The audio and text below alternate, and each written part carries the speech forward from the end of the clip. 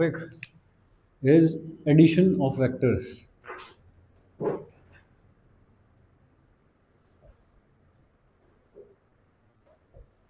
Addition of vectors. देखिए, vector को add करने के कितने तरीके हैं? कौन कौन सा मेथड बताइए?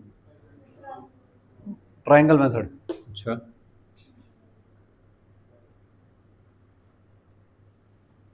और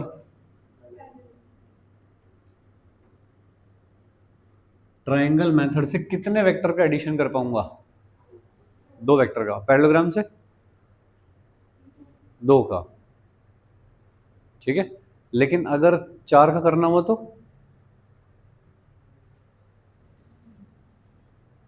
10 का करना हो तो फिर एक मेथड होता है ग्राफिकल।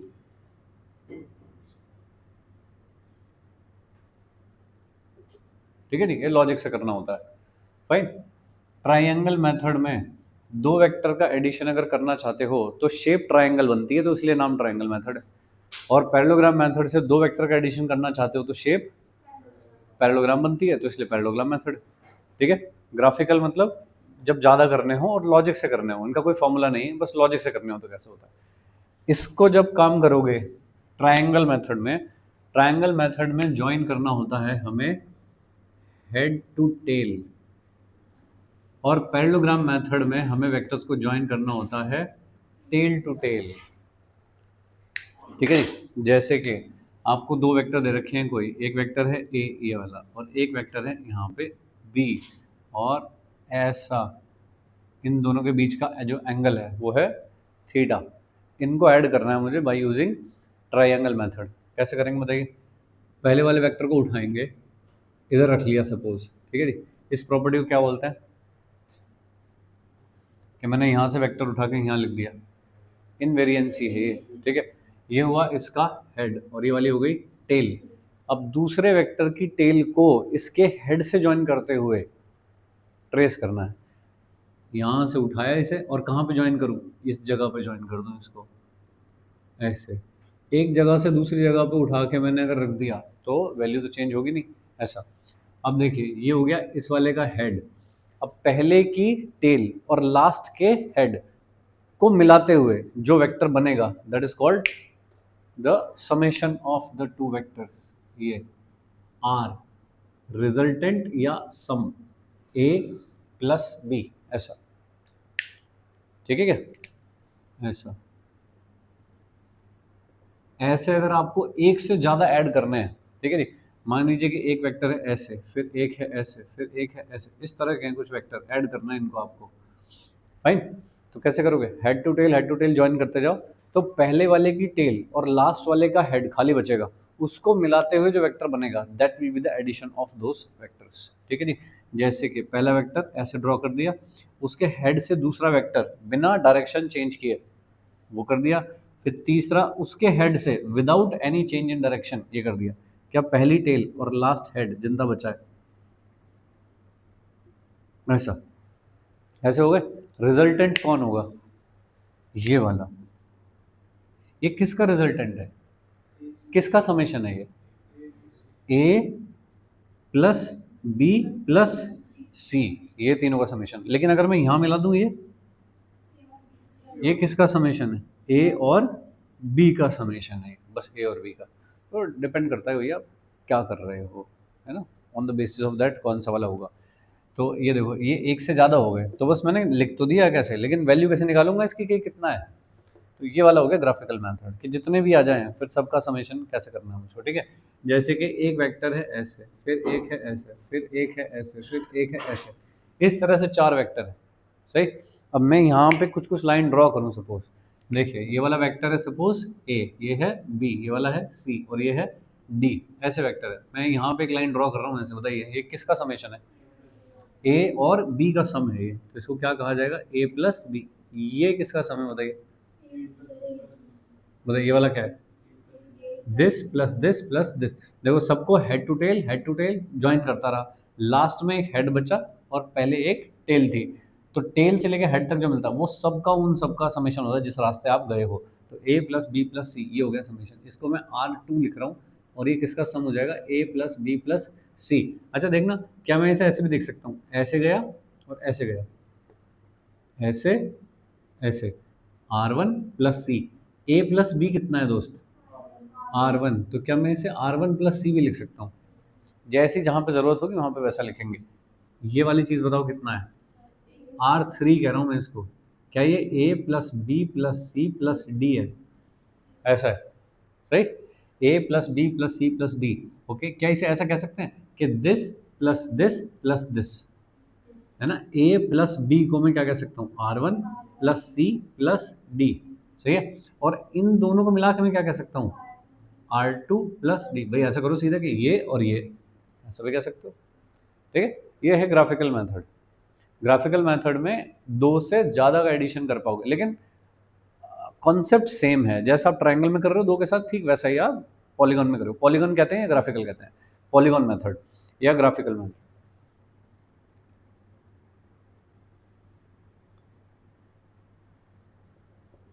ठीक है भाई, ठीक है। इसकी कैलकुलेशन कैसे होगी, फाइनली आंसर कैसे निकालेंगे, वो बात की बात है। पहले दो के साथ देखते हैं कि जब इन दोनों का रिजल्टेंट निकालो तो कैसे लिखोगे रिजल्टेंट का मैग्नीट्यूड एंड डायरेक्शन। ठीक है, ये वेक्टर हुआ ए, ये वाला वेक्टर हुआ बी, और ये हुआ इन दोनों का रिजल्टेंट आर, ये हुआ angle between the two vectors. ठीक है जी, क्या करें, ये जो लास्ट वाला हेड था उससे एक परपेंडिकुलर ड्रॉप करें इसके ऊपर, जो ए को आपने एक्सटेंड किया है आगे, सही। बताइए ये वाली लेंथ कितनी होगी, ये लेंथ कितनी है, ये वाली लेंथ बी, उसका कोई सा तो कंपोनेंट है, ये कौन सा, जहाँ पे एंगल लगा रहता है जिस साइड से, वो होता है कॉस थीटा। जिस साइड से एंगल लगा होता है वो वाली साइड होती है कॉस थीटा, सामने वाली होती है साइन थीटा, है ना। जल्दी करने के लिए बता रहा हूँ, ये वाली लेंथ कितनी है यहाँ से यहाँ तक, ए, ऐसा।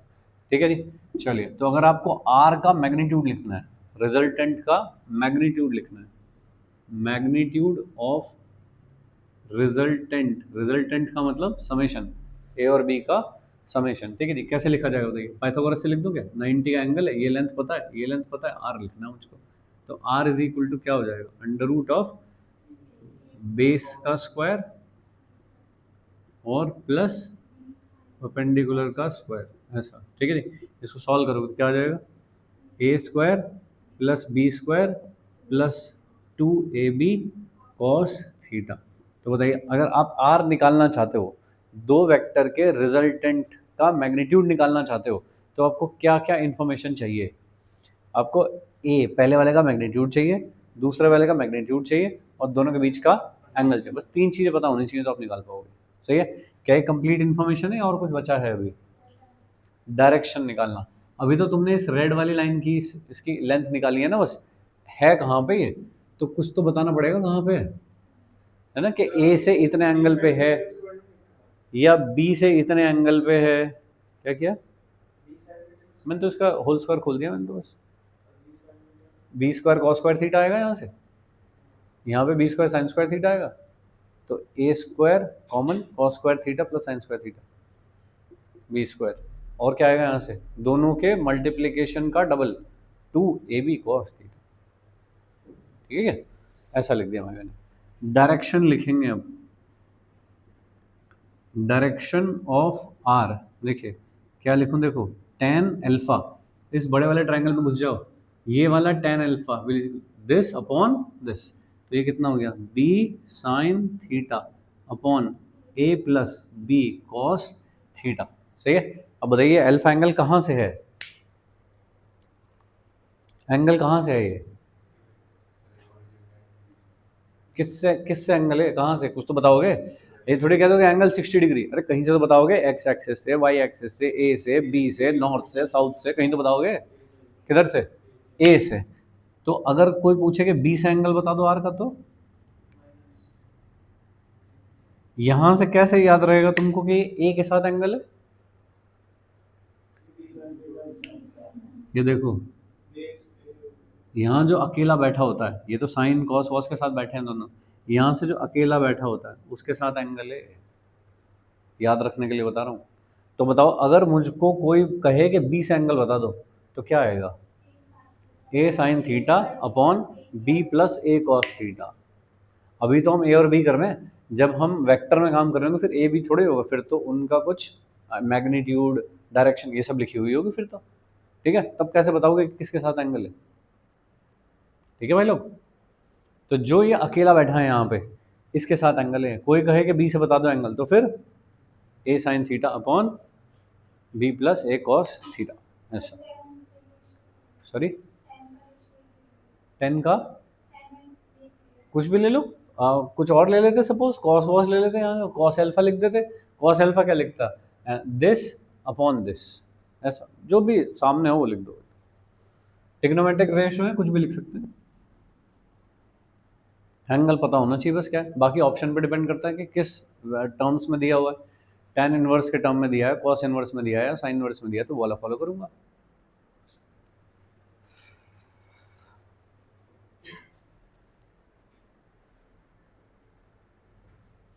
तो दो फॉर्मूले हो गए दोस्त यहाँ पे। एक तो हो गया मैग्नीट्यूड ऑफ द रिजल्टेंट का फॉर्मूला, और दूसरा हो गया डायरेक्शन ऑफ द रिजल्टेंट का फॉर्मूला, ऐसा। ठीक है जी, चलो एक छोटा सवाल बता दो फिर आगे चलते हैं। मान लीजिए कि ये है 4 यूनिट और एक दूसरा वेक्टर है, ये वाला, ये है मान लीजिए 5 यूनिट, है ना। कोई भी फिजिकल क्वांटिटी हो सकती है, फोर्स हो सकते हैं, वेलोसिटी हो सकती है, 30 डिग्री ऐसे एंगल पे है। अपने को पूछा रिजल्टेंट कितना होगा और कितने एंगल पे होगा। ठीक है जी, करिए।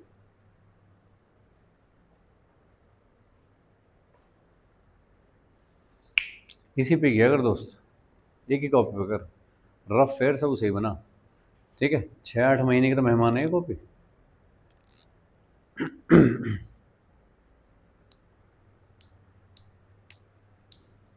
ये जो पेज लेते हो तुम, एक एक पेज का हाफ हाफ कर लो। ठीक है ना, अब देखते रही यहाँ पे कितनी जगह बेकार गई सब। तू पेज का हाफ कर ले, कि जैसे तूने ये उठाया, इस पेज को ऐसे कर ले,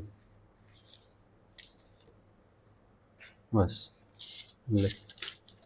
इधर फेयर चलेगा, उधर रफ चलेगा। एक कॉपी पे काम कर।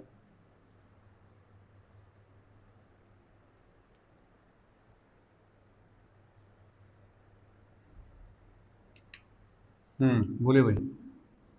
रिजल्टेंट का मैग्नीट्यूड कितना आएगा? अंडर रूट ऑफ 4 का स्क्वायर, 5 का स्क्वायर, 2, 4, 5 और कॉस 30 कितना हो गया? 16, 25, 40 और कॉस 30 कितना होता है? √3/2 और 16-25 कितना होता है? 41।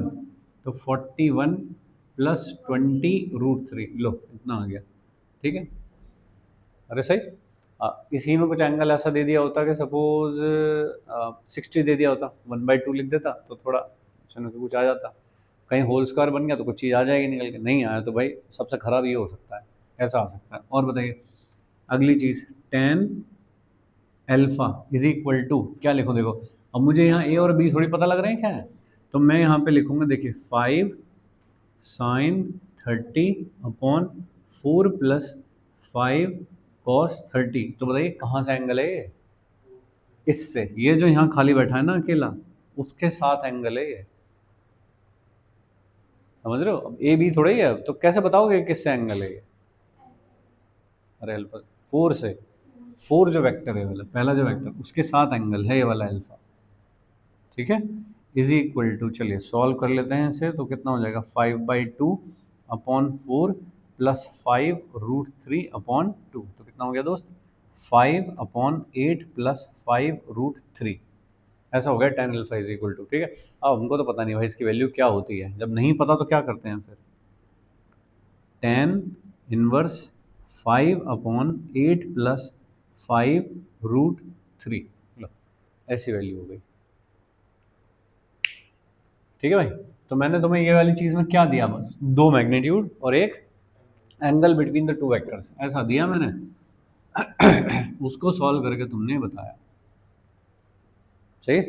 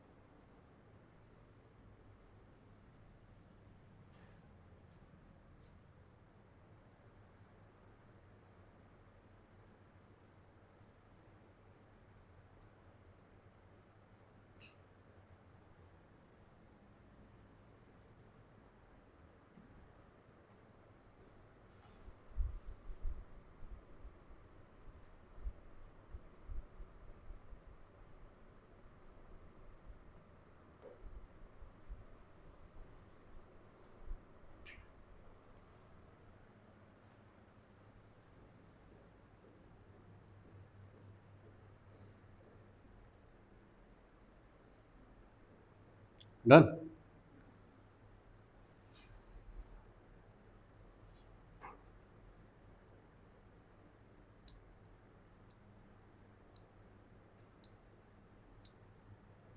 ठीक है अंदर, ये वाला जो मेथड है ये है फर्स्ट ट्रायंगल मेथड।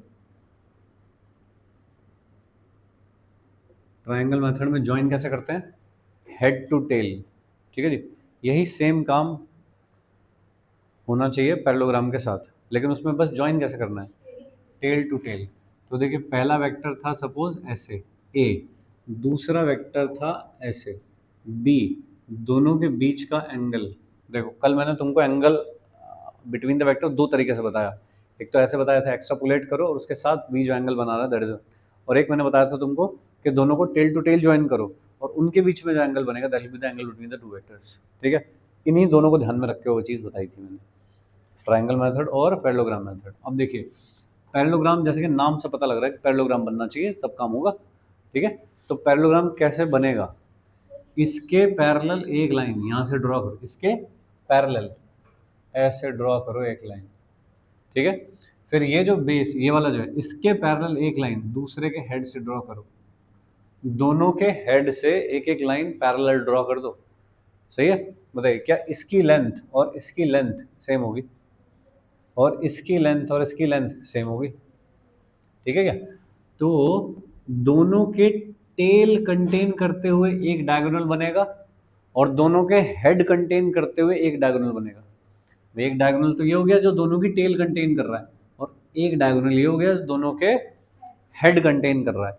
जो दोनों वेक्टर की टेल कंटेन करने वाला डायगोनल होता है वही होता है resultant of the two vectors.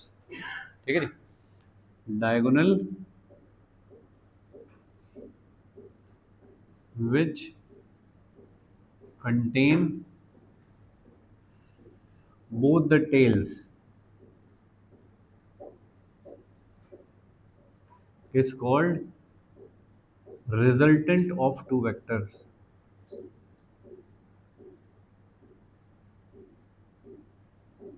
ठीक है, तो हेड कंटेन करने वाला क्या होता है फिर? वो होता है सब्ट्रैक्शन, a माइनस बी या b माइनस ए होता है वो। ठीक है, उसकी बात हम नहीं कर रहे हैं अभी, तो इसलिए मैं वो नहीं लिख रहा हूँ। नेक्स्ट टॉपिक होगा सब्ट्रैक्शन, तब करेंगे वो वाला काम। तो दोनों के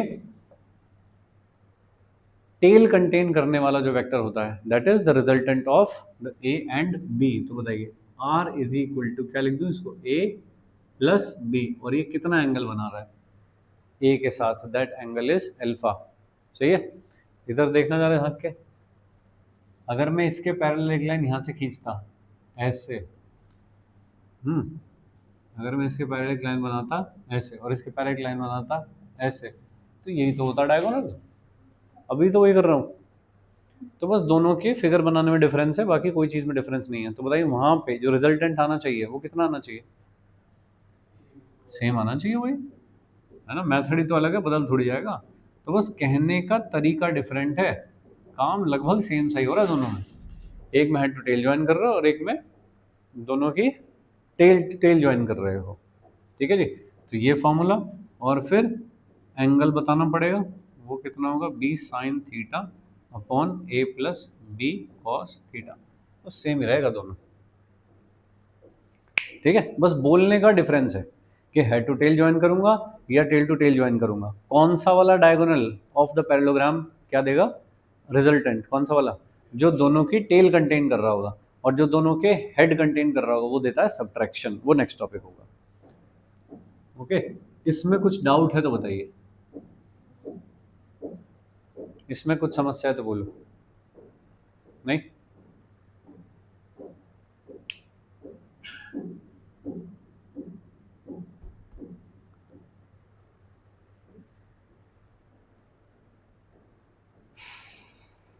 समझ गए हो कैसे करना होता है? अब देख के पहचान जाओगे। ठीक है, ये मैं काम कराऊंगा अभी कि किस किस का रिजल्टेंट कौन कौन है, ये सब काम करेंगे। जैसे अभी हमने वो 4 vector A B C D draw करके तब किया था, वो सेम काम वापस करेंगे अभी।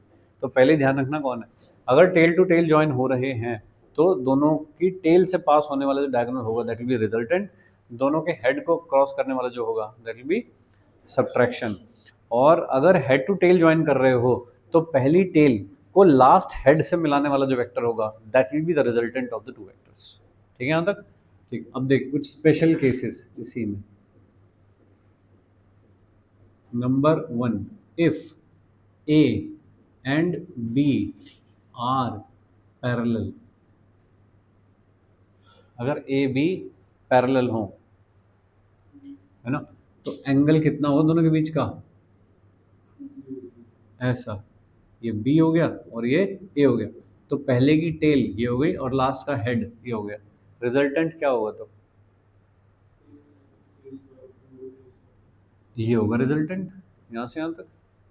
सही है? मतलब दो वेक्टर होते ऐसे, ये A वेक्टर है, ये B वेक्टर है, ऐसे करके हैं, तो रिजल्टेंट कौन है? ये वाला। अगर ऐसे हो गया तो रिजल्टेंट ये वाला, ऐसे हो गया तो रिजल्टेंट कौन होगा? यहाँ से शुरू करके यहाँ तक ऐसे। सही है? ऐसा वेक्टर बताइए, R इज इक्वल टू ए, ये देखो ये तो वेक्टर लगा रहा हूँ, लेकिन साथ ही साथ अगर मैं इस वाले फॉर्मूले में वैल्यू डालूँ तो मैं क्या लिखूँगा? A square B square 2ab cos zero. Cos zero कितना होता है? तो क्या ये A square plus B square plus 2ab हो जाएगा, ए प्लस बी का होल स्क्वायर से अंडर रूट साफ, तो कितना बचेगा? R is equal to A plus B. तो देखिए ये बात सच है, ये वाली बात कि vector R is equal to vector A plus vector B, लेकिन इसी के साथ साथ ये भी सच है कि दोनों के मैग्नीट्यूड का सम ही रिजल्टेंट के बराबर है। कब होता है ऐसा? When vectors are parallel to each other, या कोलिनियर कहते हैं उनको। ये वाली बात कब लिखी जाती है? कोलिनियर, मतलब सेम लाइन में है दोनों। सेम लाइन में कब होंगे? पैरेलल होंगे जब तो दोनों के बीच का एंगल कितना होगा? 30 डिग्री। तो दे आर कॉल्ड कोलिनियर।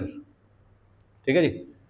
दूसरा case, if A and B are anti parallel, A and B are anti parallel, बताइए एंटी पैरेलल होंगे तो एंगल कितना होगा? 180 डिग्री। तो बताइए आर कितना हो जाएगा? आर कितना हो जाएगा भाई? A square plus B square. Cos 180 कितना होता है? तो बताओ, सॉल्व करके जल्दी बताओ कितना है। फाइनल लाइन बता दो मुझे, क्या लिखूँ मैं? ए माइनस बी लिख दो यहाँ पे, ठीक बात है।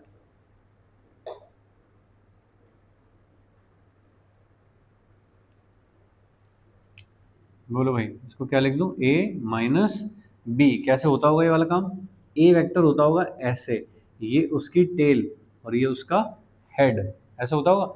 दूसरा वेक्टर कैसा है? इसका ऐसे देखते हुए ऑपोजिट, तो कैसे हो गया था? बोल, इसके हेड से बनेगा दूसरा वेक्टर। मान लो ऐसे बन गया, ये है वेक्टर बी। बी को कहाँ से ट्रेस करते हैं? ए के हेड से। हेड टू टेल ज्वाइन करना होता है ना? तो ये है बी की टेल और ये है ए का हेड, उनको मिलाते हुए वेक्टर बनाना हो तो बना दिया। ठीक है जी। पहली टेल कौन हुई? ये। लास्ट का हेड कौन है? ये। इन दोनों को मिलाते हुए जो वेक्टर होता है उसको क्या कहते हैं? ये वाला जो है, ये क्या है? Resultant R. सही है? अबे ये रिजल्टेंट आर है तो ये है कितना? पूरे ए की लेंथ में से बी की लेंथ हटा दो, उतना है। तो कितना हो गया ये? ए माइनस बी। ये तो हमने यहाँ लिखा है। ठीक है जी। अब देखिए, इस वाली चीज को अगर वेक्टर में लिखूं तब तो ऐसे लिखूंगा, लेकिन अगर सिर्फ मैग्नीट्यूड में लिखूं इसको तो फिर क्या लिखूंगा? ए माइनस बी। ठीक है क्या? ए माइनस बी।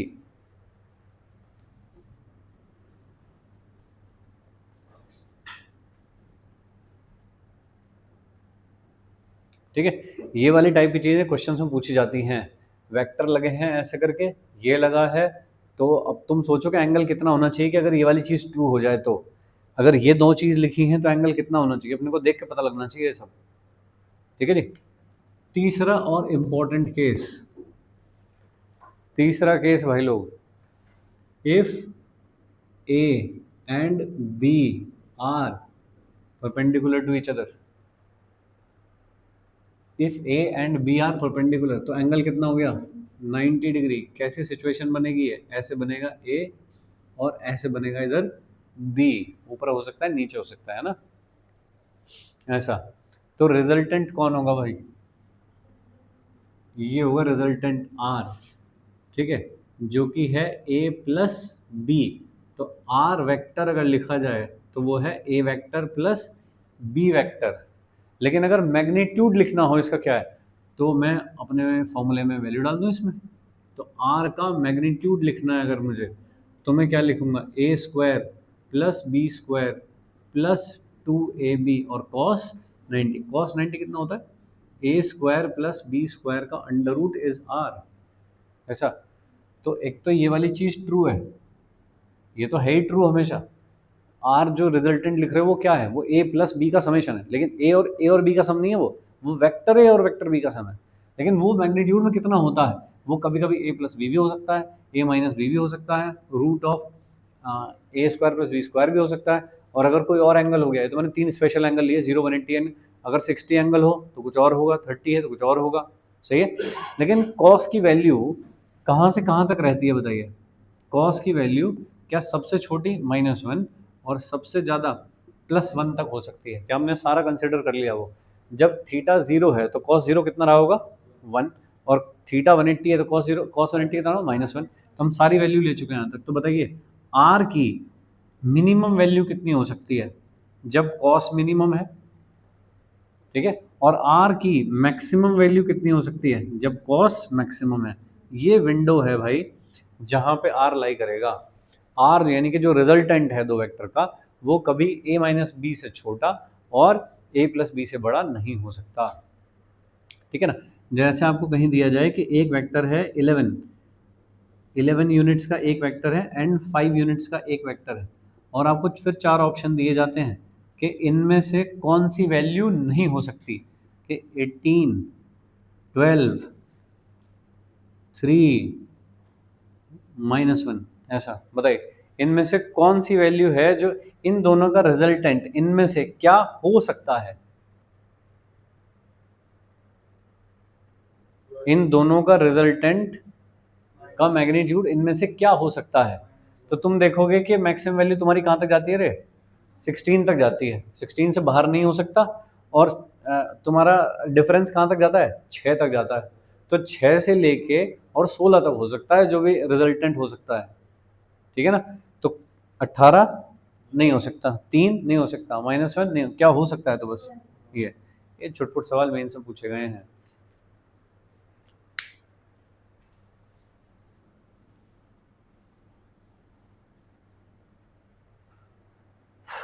ठीक है भाई लोग, ये 3 स्पेशल केस हैं, 0 डिग्री, 180 डिग्री और 90 डिग्री। 90 डिग्री जब angle between the two vectors है, 90 कैसे है ये, इसको थोड़ा एक्सटेंड करूं, उसके साथ इसने जो एंगल बनाया 90 डिग्री, तो वो उसका मैग्नीट्यूड कितना होता है, √a² प्लस b², ऐसा।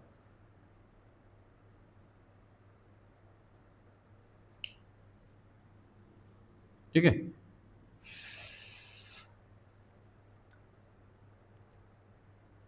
ओके। एक और केस, स्पेशल कुछ केसेस हैं।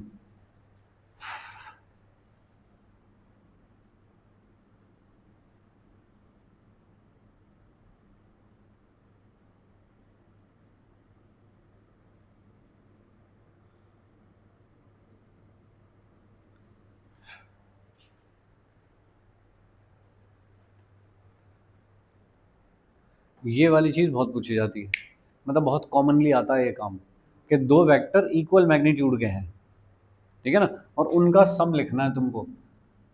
एक वेक्टर है ऐसे करके सपोज, है ना, ये कुछ है, मान लीजिए 10 यूनिट्स है ये।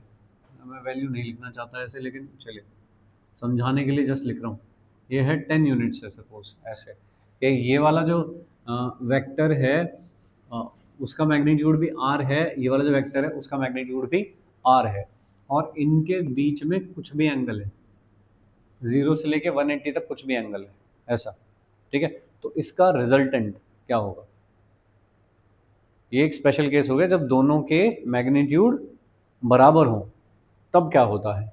तो हमको तो भाई वही फॉर्मूला आता है, बस हमको सब कुछ उसी से निकालना है।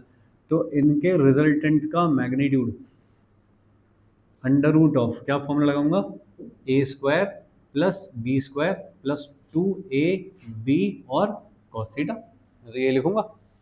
ठीक है, ये कितना हो गया 2r² हो गया क्या वाला, प्लस ये कितना हो गया 2r² और कॉस थीटा का अंडर रूट 2r² और 1 प्लस कॉस थीटा। ठीक है, ये हमको फिजिक्स में लिखा हुआ बिल्कुल अच्छा नहीं लगता, हमको इसको ठीक करना होता है। क्या करेंगे 2r² 1 प्लस, इसको क्या लिख दूँ बताइए, हाफ एंगल कन्वर्जन का फॉर्मूला लगा के क्या मैं इसे ऐसा लिख सकता हूँ, कॉस थीटा के या कॉस 2 थीटा के 3 फॉर्मूले होते हैं, cos square theta minus sine square theta, 1 minus 2 sine square theta और 2 cos square theta minus 1। These are called half angle conversion. Half angle का मतलब जितना एंगल यहाँ पे लिखा हुआ है उसका आधा लिखा जाएगा यहाँ पे। सही है, ये काटा, सही। अंदर से देखो क्या बचेगा 2 कॉस स्क्वायर थीटा बाई 2। सही, बाहर कौन बैठा है 2r², 2 2 4 अंडर रूट भी है, कितना बचेगा 2, ये क्या है r² और अंडर रूट भी है तो क्या बचेगा r, और कॉस स्क्वायर थीटा बाई 2 में से क्या बचेगा कॉस थीटा बाई 2, ये है रिजल्टेंट। ठीक है जी, तो मैं फिर ये सब क्यों करूँगा, जैसे ही मैंने देखा कि दो वेक्टर जो हैं उनके मैग्नीट्यूड सेम है, डायरेक्शन तो अलग अलग होगी, उनके मैग्नीट्यूड अगर सेम है तो भाई मैं फिर सीधा ये काम करूँगा ना 2r cos थीटा बाई 2, जल्दी आएगा इससे, है ना। और जल्दी गए तो गेम मेंस। ठीक है जी, वहाँ हमारे पास टाइम नहीं है, टाइम खराब करेंगे ये सब करने में। कैलकुलेशन जितनी कट शॉर्ट हो उतनी कट शॉर्ट होनी चाहिए, फाइन, लेकिन एक्यूरेसी भी मेंटेन रहनी चाहिए। पता है 4 स्टेप खाकर करा गलत है, तो ऐसा तेज करने से कोई फ़ायदा नहीं है। तो बेहतर है कि जितने finally up to the end फॉर्मूले रट सकते हो वहाँ तक रट लो सारे फॉर्मूले। ठीक है भाई, कब चलेगा ये, जब दोनों वेक्टर के मैग्नीट्यूड सेम हो, तो बहुत बहुत नॉर्मली पूछा जाता है मुझको ये। ठीक है जी, जैसे कोई ऐसे बोले मुझको कि एक फोर्स है जी 50 न्यूटन का और एक फोर्स यहाँ पे लग रहा है, एक पार्टिकल के ऊपर 2 इक्वल फोर्स लग रहे हैं, कितने 60 डिग्री के एंगल पे, तो बताइए उनका रिजल्टेंट क्या होगा। एक पार्टिकल पे 2 फोर्स लग रहे हैं 60 डिग्री के एंगल पे, तो उनका रिजल्टेंट क्या होगा 50√3। ठीक है, देखो कितनी जल्दी आएगा इन वर्क। और इसके साथ खेलते रहते तो 2 लाइनें और लिखनी पड़ती साथ में, यहाँ से चले जाओ सीधे 2 इंटू 50 इंटू कॉस 30, कॉस 30 कितना √3/2, 2 से 2 काटा 50√3, तो एफ नेट कितना हो गया 50√3 न्यूटन। ठीक है जी, ये आधी इन्फॉर्मेशन है अभी तक, बाकी आधी इन्फॉर्मेशन क्या है, एंगल कहाँ है, कितने एंगल पे होगा 50√3 होगा, कितने एंगल पे होगा,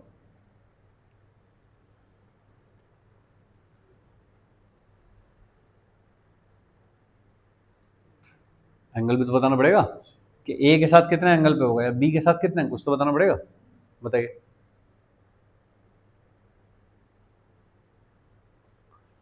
तो जैसे तुमने ये सॉल्व किया है, रिजल्टेंट सॉल्व किया है ना तुमने ऐसे करके, यहाँ पहुंच गए फाइनली, ऐसे एंगल भी सॉल्व कर दो tan अल्फा वाला, तो tan alpha is equal to B sine theta upon A plus B cos theta, में दोनों जो ए और बी है उनकी जगह पे क्या रख दोगे, आर आर रख देंगे दोनों, सही है, तो क्या हो जाएगा R sine theta upon R plus R cos theta.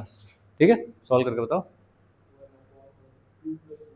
Hate solve करके बताओ। अच्छा किसकी बात कर, इसकी बात कर रहे हो क्या, मैं जनरल कह रहा हूँ, ये वाला मुझे करके बताओ, आर आर लेकर के तब बताओ मुझे एंगल क्या आएगा।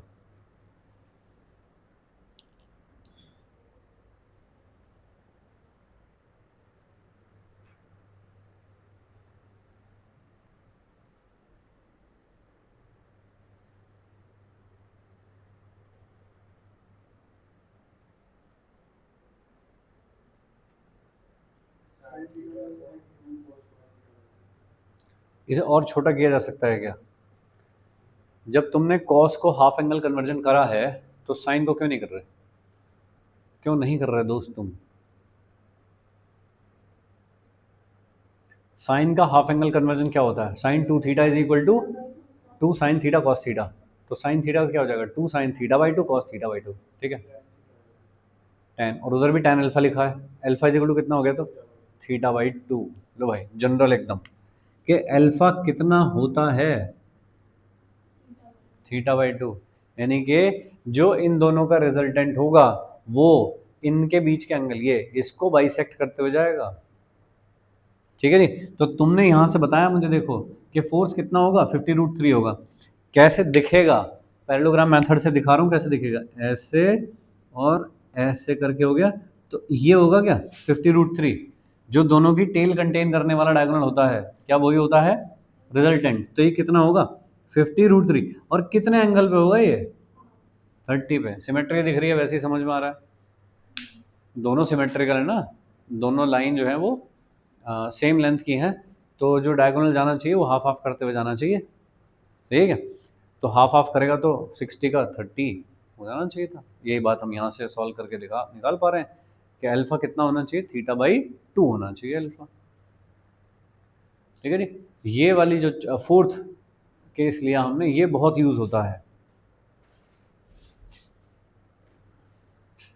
ठीक है, दोनों चीजें याद रखना, 2r cos θ/2 और θ/2, ऐसे हो गया एंगल।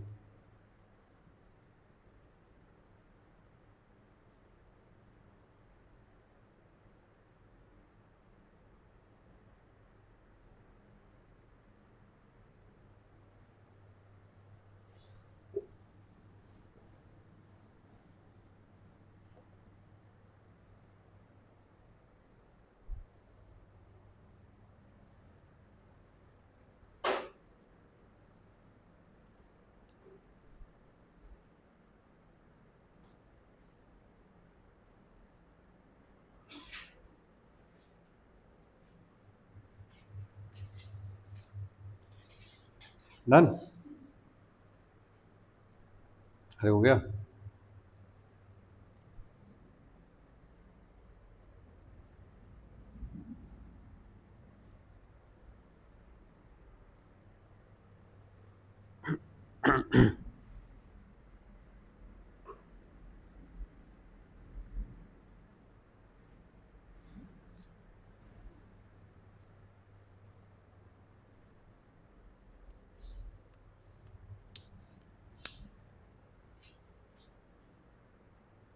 अब चलें,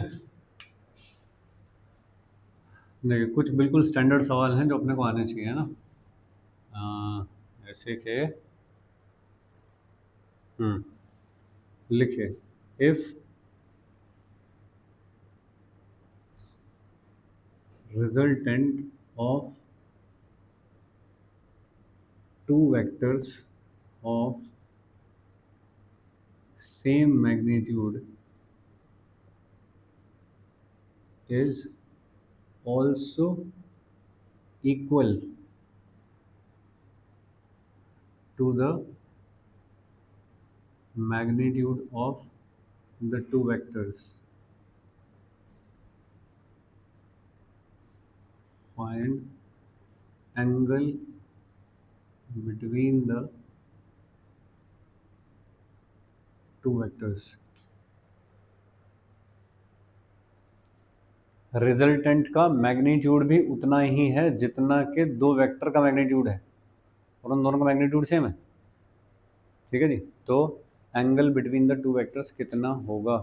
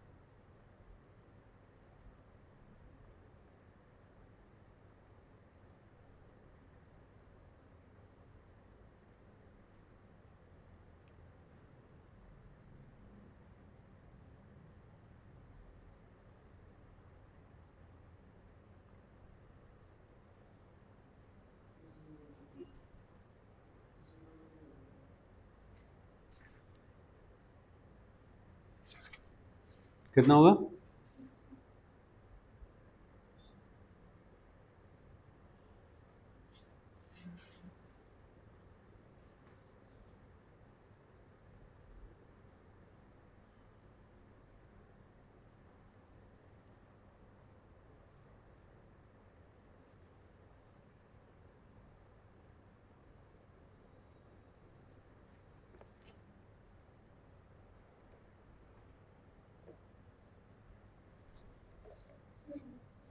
कितना बदल गया हो? कितना भाई? नहीं नहीं, सवाल समझ में आया? पहले तो बताओ क्या सवाल है, मुझे बताओ। एक मिनट, ठीक से बताओ, स्टेप बाय स्टेप बताओ क्या सवाल है। ठीक है, दो वेक्टर हैं, दोनों का मैग्नीट्यूड सेम है, पहली बात तो ये हो गई। ठीक है, फिर हाँ, उनका जो रिजल्टेंट है वो भी किसी एक वेक्टर के मैग्नीट्यूड के बराबर है। हाँ, किसी के भी मैग्नीट्यूड के बराबर है, is also equal to the magnitude of the two vectors, जो दोनों वेक्टर का मैग्नीट्यूड है ना। ए प्लस बी थोड़ी हुआ, फिर ए प्लस बी तो रिजल्टेंट होता है। ठीक है, मतलब अगर ए जो है वो 5 यूनिट का है, बी भी 5 यूनिट है, तो जो उनका रिजल्टेंट है वो भी 5 यूनिट ही है।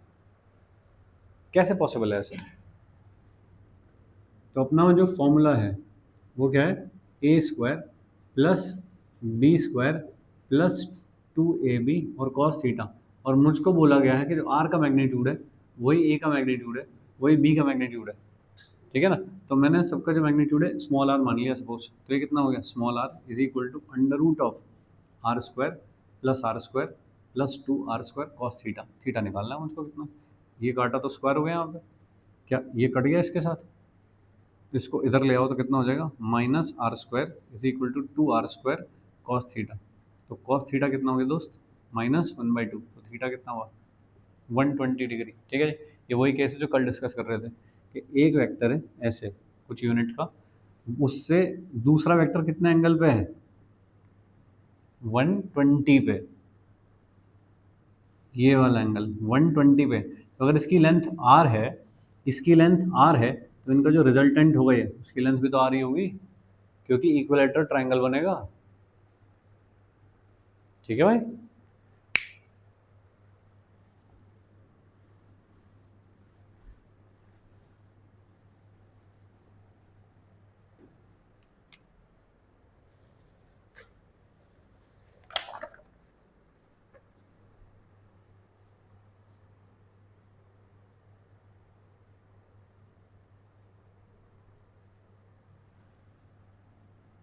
एक वेक्टर है p और एक वेक्टर है q, उनके बीच का एंगल है 60 डिग्री।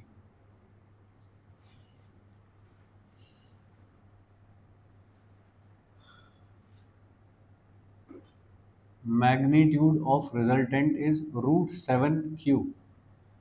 तो फाइंड p अपॉन q।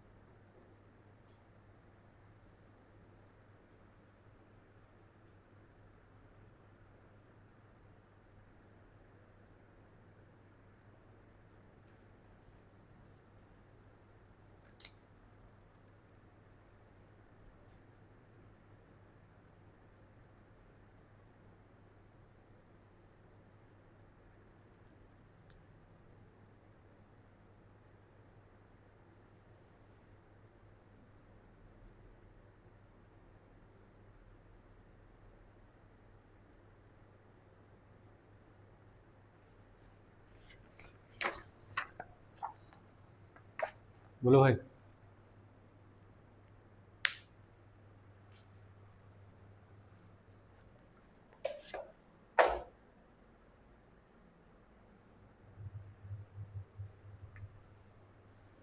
जैसा लिखा है वैसा कर दो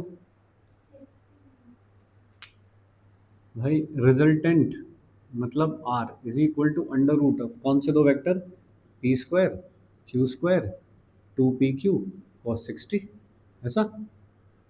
डन। मैग्नीट्यूड ऑफ रिजल्टेंट कितना है, √7q is equal to P square Q square plus P Q लिख दूंगा उसको। cos 60 तो 1/2 होता है, 2 से 2 काटा, और क्या इसका स्क्वायर भी कर लूँ साथ के साथ।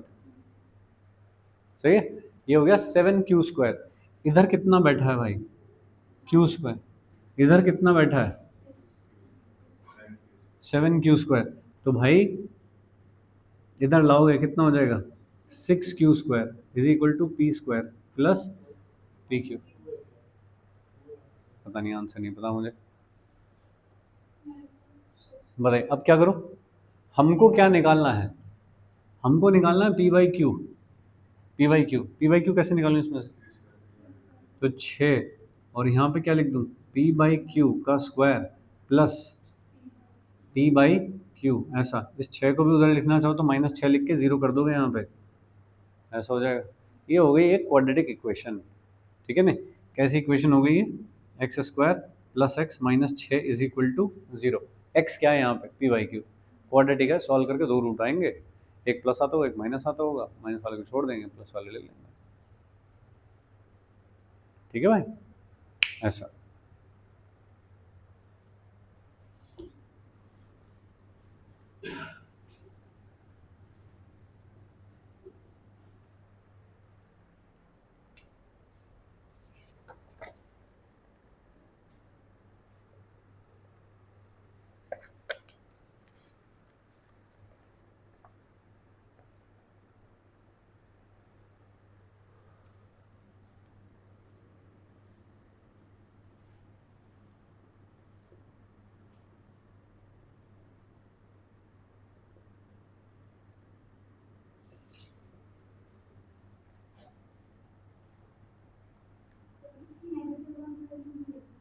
हाँ,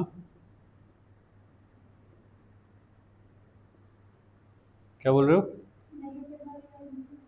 नहीं, नेगेटिव छोड़ देंगे क्योंकि हम तो मैग्नीट्यूड की बात कर रहे हैं ना बस।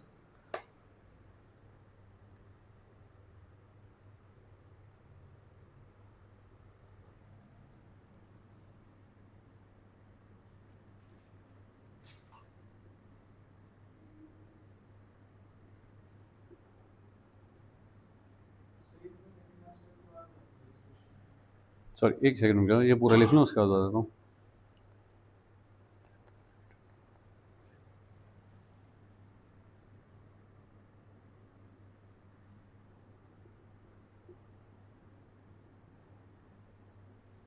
हाँ बोलो।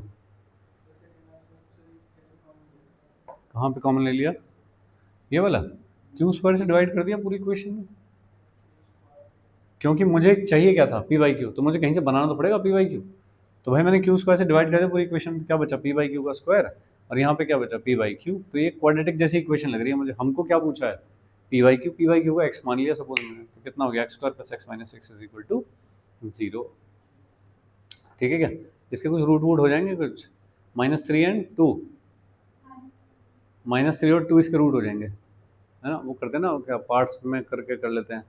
ये कितना हो जाएगा भाई सॉल्व होके, x² plus 3x minus 2x minus 6 is equal to 0। तो ये क्या हो जाएगा, x प्लस 3 माइनस 2 कॉमन तो आएगा x plus 3 is equal to 0। तो कितना हो गया, x प्लस 3 और x minus 2 is equal to 0। तो x कितना हो गया भाई, 2 एंड -3, -3 को छोड़ देता हूँ, एंड 2 इज p/q। ठीक है जी, नेक्स्ट देखिए। ये पूछा गया है मेंस में, 2020 मेंस का सवाल है ये।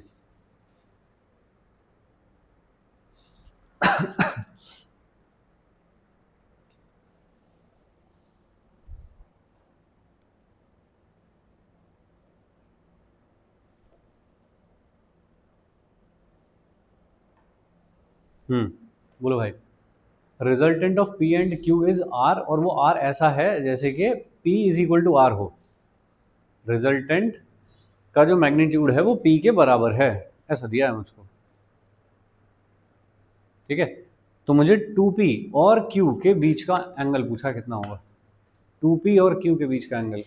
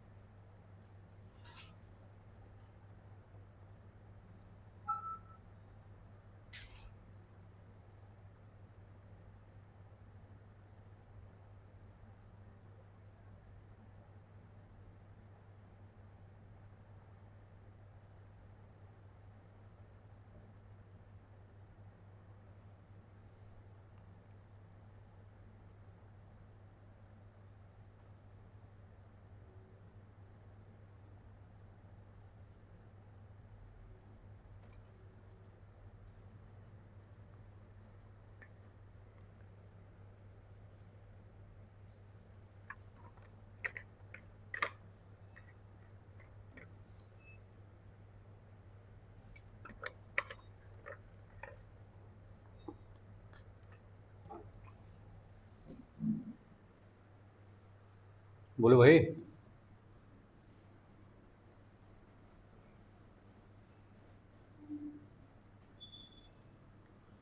ज्यादा भारी हो गया क्या? पहली लाइन है, जो जो पहली लाइन में लिखा है उसे सॉल्व करो पहले तो। Resultant of P and Q is R, और आर और पी का मैग्नीट्यूड सेम है। आर को कैसे लिखते हैं बताइए? R is equal to under root of A square B square 2ab और कॉस थीटा से लिखते हैं। किन दो वेक्टर की बात हो रही है? पी और क्यू की, है ना? पी और क्यू की बात हो रही है। चलो पी और क्यू ही लिख दो फिर यहाँ पे, तो क्या हो जाएगा? P square Q square 2pq cos theta. और ये जो आर है ये किसके बराबर है? पी के बराबर है। मैग्नीट्यूड दो, मैग्नीट्यूड बराबर है पी के, तो इसका स्क्वायर कर दूं तो ये कितना हो जाएगा? P square Q square plus 2pq और कॉस थीटा, ऐसा हो जाएगा। ये काटा, क्यू स्क्वायर इधर आ जाओ, इज इक्वल टू 2pq और कॉस थीटा, मतलब कॉस थीटा कितना? माइनस क्यू बाई 2p, ऐसा हो गया। यहाँ से कुछ इन्फॉर्मेशन निकली, पी और क्यू को मैं जानता नहीं हूँ तो मैंने साइड रख लिया इसको। ठीक है जी, पी और क्यू को मैं नहीं जानता क्या है तो मैंने उसको साइड में रख लिया। डन हो गया। एंगल तो पता लग गया कितना है। अगर पी और क्यू पता होते तो मैं एंगल और पता कितना है। चलेगा, आगे चलते हैं। अब next line, angle that resultant of 2p and q makes with q। अब कौन से दो वेक्टर के बारे में बात हो रही है? 2p और q। उसका भी क्या पूछा है? उनका रिजल्टेंट q के साथ जो एंगल बनाएगा उस एंगल की बात हो रही है। क्या तुम्हें उस एंगल का फॉर्मूला लिखना आता है? रिजल्टेंट का किसी एक वेक्टर के साथ क्या एंगल होता है उसका फॉर्मूला लिखना आता है क्या तुमको? देखिए क्यू सपोज था ऐसे और पी था ऐसे, है ना? थोड़ा सा मतलब गलत बना रहा हूँ वैसे तो मैं ऐसा, क्योंकि मुझे तो ये दिखाना है ना कि पी और आर बराबर है, ऐसा दिखाना है ना मुझको। कैसे दिखाऊं तो मैं इस चीज़ को, चलो इसका मतलब अगर मैं ट्रायंगल मेथड से वाली चीज़ दिखाऊं तो that should be in isosceles triangle होना चाहिए वो एक, ठीक है। तो अगर मान लीजिए कि ये है P और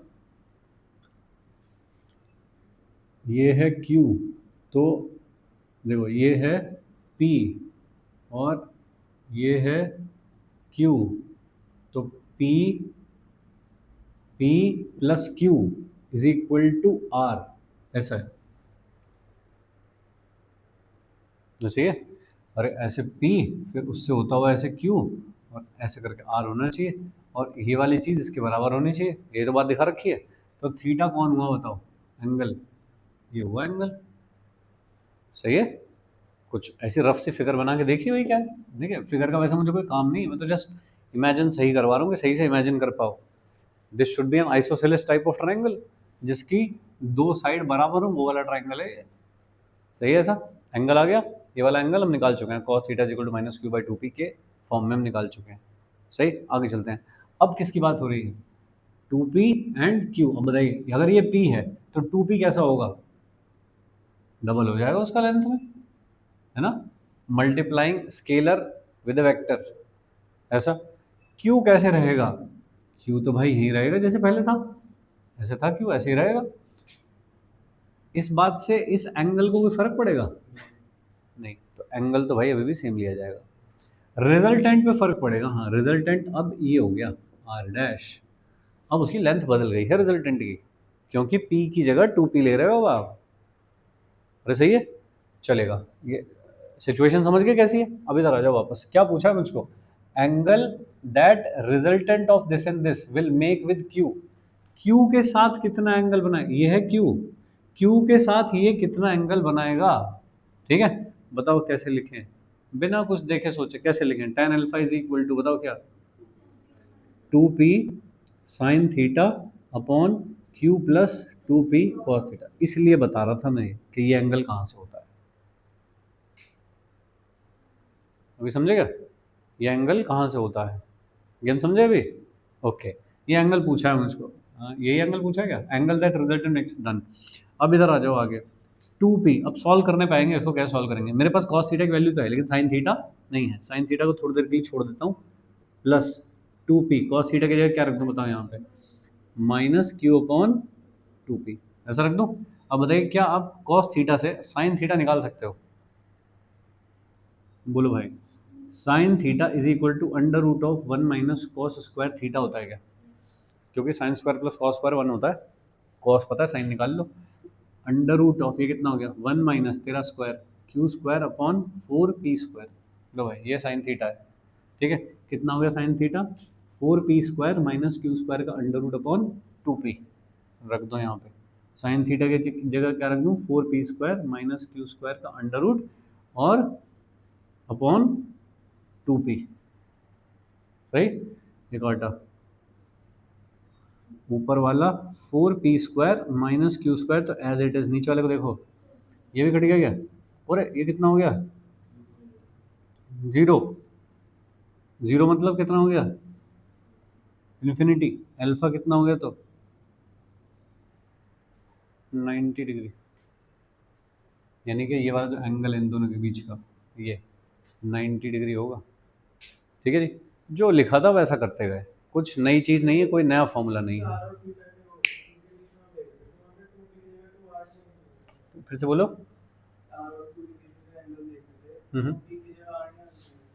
पी की जगह आर, यहाँ पे आर लिख दूं? हम किसके बीच का एंगल निकाल रहे हैं? क्यू और आर क्या चीज़ है? रिजल्टेंट। उसका फॉर्मूला क्या होता है? ये जो tan अल्फा एंगल होता है ये किसका किससे एंगल होता है? रिजल्टेंट का ए के साथ। यहाँ पे ए लिखा होता है जब ए के साथ, मुझको रिजल्टेंट का किसके साथ एंगल पूछा है? रिजल्टेंट मेक्स विद क्यू पूछा है मुझको, तो सही लिखा है मैंने इसे कि ये वाला एंगल किसके साथ है, रिजल्टेंट का किसके साथ, जो यहाँ बैठा है खाली क्यू के साथ एंगल है, वही मुझे लिखने को बोला था, वही लिख दिया मैंने। देखो कुछ नहीं था सवाल में, 2-4 स्टेप एक्स्ट्रा थे बस। ठीक है जी, ये मेंस का सवाल है, 2-3 साल पहले पूछा हुआ।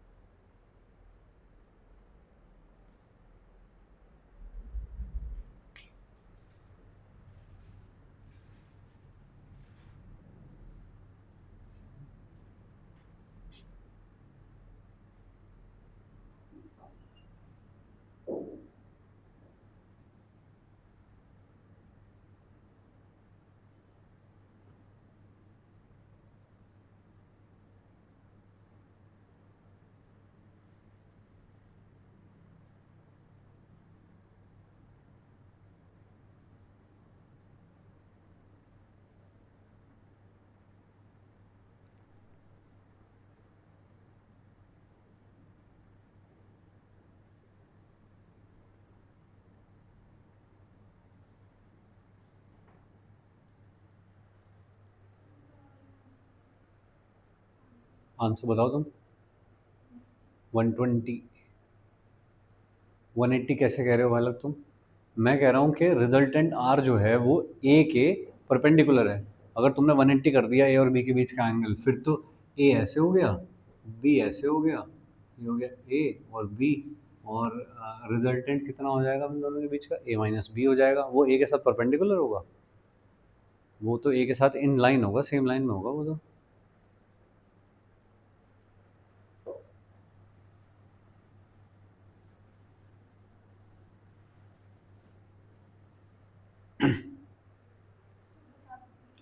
ओके देखिए, ऐसा दे रखा है, ऐसा दे रखा है, रिजल्टेंट ऑफ ये इंफॉर्मेशन है,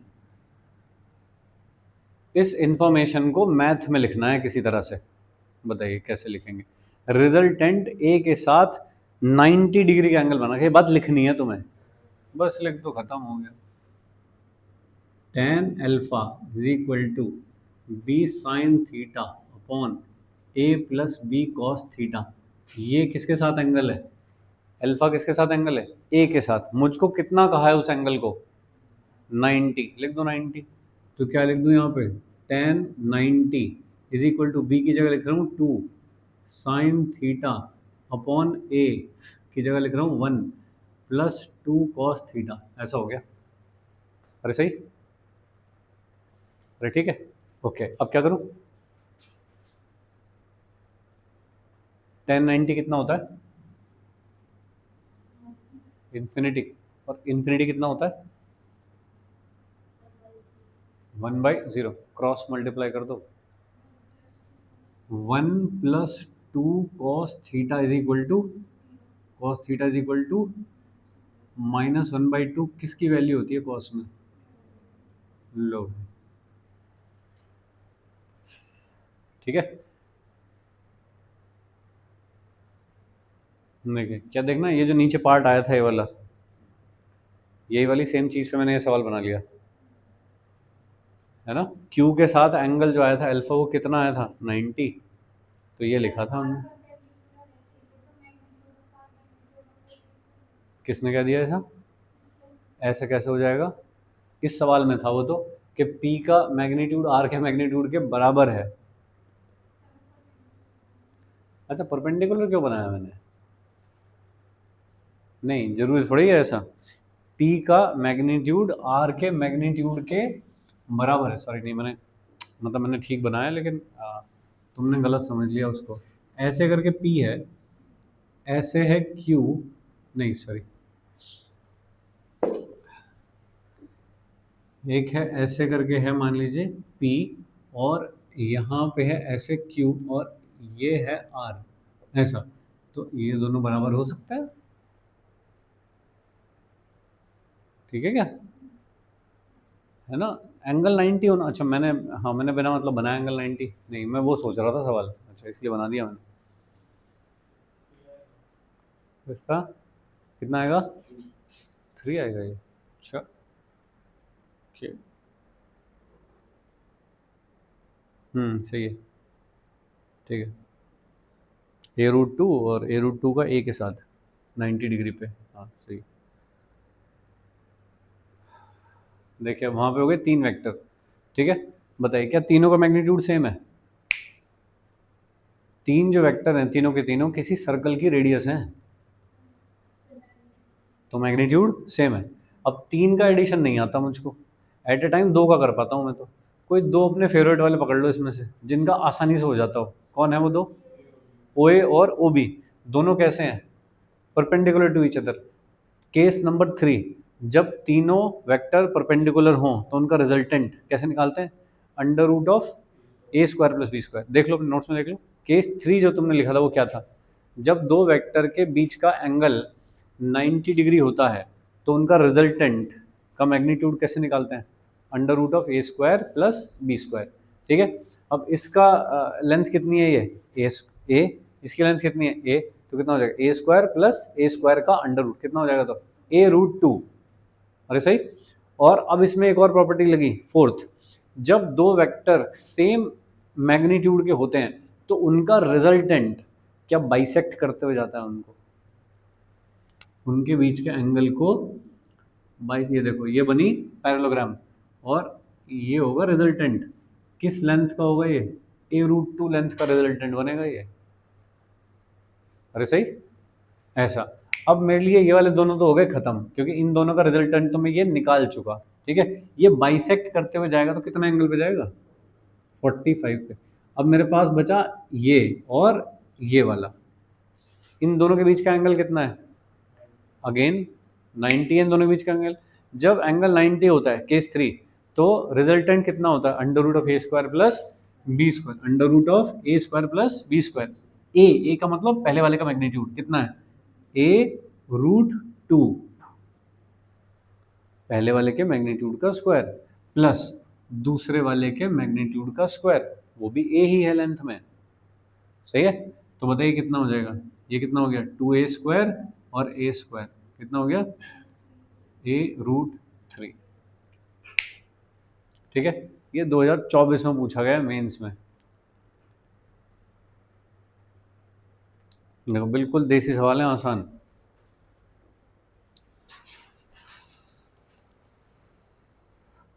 ठीक है जी। तो जितना काम हमने किया अभी तक एडिशन, तो वो एडिशन का एक पोर्शन है जहाँ पे आप क्या कर रहे हो, बस मैग्नीट्यूड और एंगल के रेस्पेक्ट में ऐड कर रहे हो।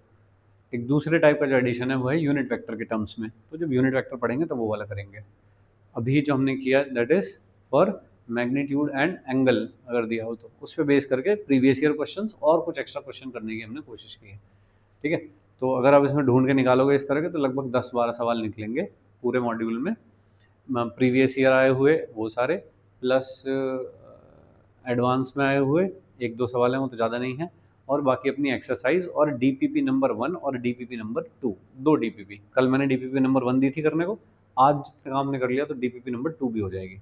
तो डीपीपी 1, डीपीपी 2, एक्सरसाइज के कुछ 6 या 7 सवाल और प्रीवियस ईयर जेईई मेंस में आए हुए क्वेश्चंस। इतना होमवर्क है जो आप एडिशन के बेसिस पे कर सकते हो।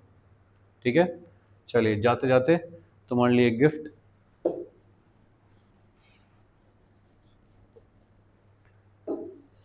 देखिए दो वेक्टर हैं ऐसे, एफ और एफ, उनके बीच का कुछ एंगल है। ठीक है, उनका कुछ रिजल्टेंट होगा। ऐसा कुछ सीन है कि दो vectors of equal magnitude inclined at an angle theta, two vectors of equal magnitude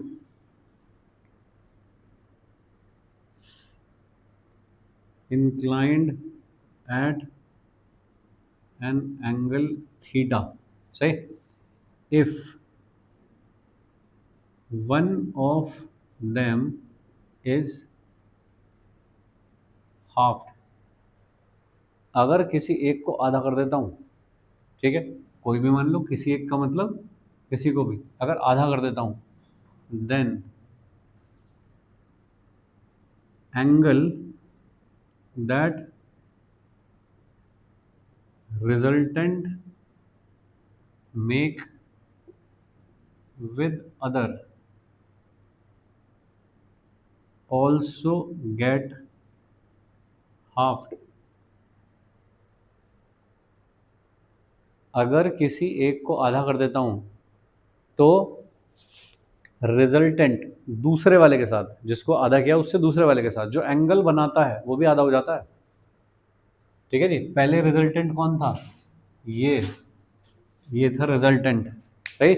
लेकिन जब आपने एक को आधा कर दिया यानी कि इतना कर दिया, तो अब पैरेललोग्राम कैसे बनेगा, ऐसे बनेगा पैरेललोग्राम। अब रिजल्टेंट कौन होगा, ये होगा रिजल्टेंट। तो ठीक है क्या, तो पहले रिजल्टेंट इसके साथ जो एंगल बनाता था, अब वो एंगल भी आधा हो गया है, अल्फा कहते थे ना हम इसको, तो अब वो एंगल कितना हो गया है, अल्फा/2।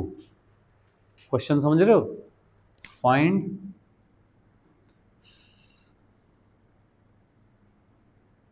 Angle between two vectors.